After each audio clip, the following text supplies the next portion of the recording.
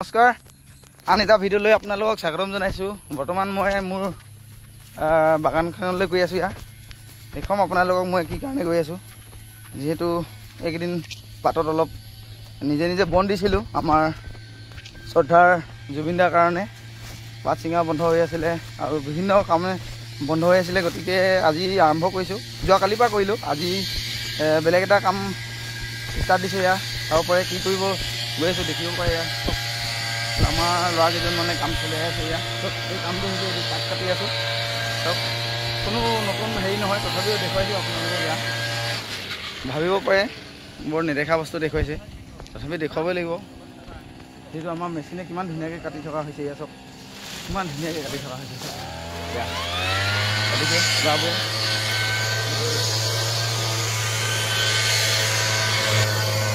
এয়া চাওক কিমান ধুনীয়া ফিনিচিং কাম, চাওক কিমান সুন্দৰকৈ কাটিছে। এয়া চাওক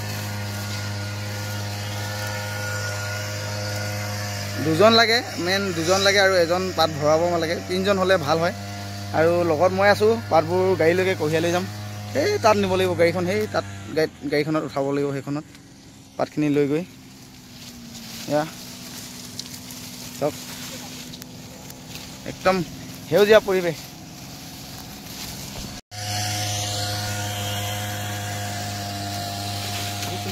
নতুনকৈ আপোনালোকক বুজাই দিয়া কোনো হেৰি নাই বাৰু, তথাপিও মই কৈছোঁ এই যে আপোনালোকে যে চাহ খায়, চাহ আমি খাওঁ, আপুনি খাওঁ।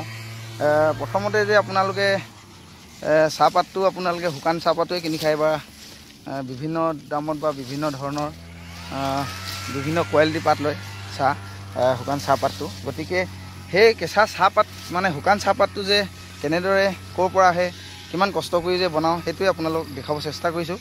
প্ৰথমতে আপোনালোকক দেখুৱাম আমি কেঁচা পাত কেনেকৈ আমি কৰোঁ বা কেনেকুৱা ধৰণৰ হয়। গতিকে ভিডিঅ'টো চাই থাকিব অকণো স্কিপ নকৰাকৈ। এইটো ভাবিব আপোনালোকে যে কি দেখুৱাইছে, এইবোৰ কি হয়, কি মানে দেখুৱাবই লাগিব। যিহেতু সৰু ল'ৰা ছোৱালীৰ পৰা আৰম্ভ কৰি আজিকালি প্ৰায় আমাৰ কষ্টৰ মূল্যবোৰ বুজি নাপায়। গতিকে আপোনালোকক দেখাম মই এনেকুৱা ধৰণৰ আমি গছত পাওঁ। এয়া চাওক, তাৰপাছৰ পৰা প্লাগিং কৰি মেলি আকৌ ফেক্টৰী দিওঁ। ফেক্টৰীয়ে বিভিন্ন মাধ্যমেৰে তেখেতসকলে আকৌ আপোনালোকক যোগান ধৰে শুকান চাহপাত কোৱালিটি টাইপৰ, যেনেকুৱা দামত পায় ধুনীয়াকৈ বনাই। এয়া চাওক এনেকুৱা এটা পৰিৱেশ পায় সকলোৱে। কিন্তু প্ৰথম কষ্ট কৰোঁ আমাৰ এই কৃষক সমাজে, আমাৰ কৃষকে। গতিকে সেই দেখুৱালোঁ আপোনালোকক। কৃষকে প্ৰথমতে এনেকুৱা ধৰণৰ আপোনালোকক বনাই দিয়ে, তাৰপাছতহে আপোনালোকক খোৱা উপযোগী কৰি দিয়ে। কেনেকুৱা টাইপত বনাই, কেনেকুৱা পেকেজিং কৰিব, বিভিন্ন ধৰণৰ ব্ৰেণ্ড নাম দিব। সদ্যহতে আমি এনেকুৱা ধৰণৰখিনি আমি এই বস্তুটো আমি উৎপাদন কৰি দিবই লাগিব। তেতিয়াহে আপোনালোকে কেঁচা চাহপাতৰ পৰা আৰম্ভ কৰি আপোনালোকে তেতিয়াহে শুকান আপোনালোকে যিটো আপোনালোকৰ প্ৰিয় খাদ্য বৰ্তমান এইটো পাব।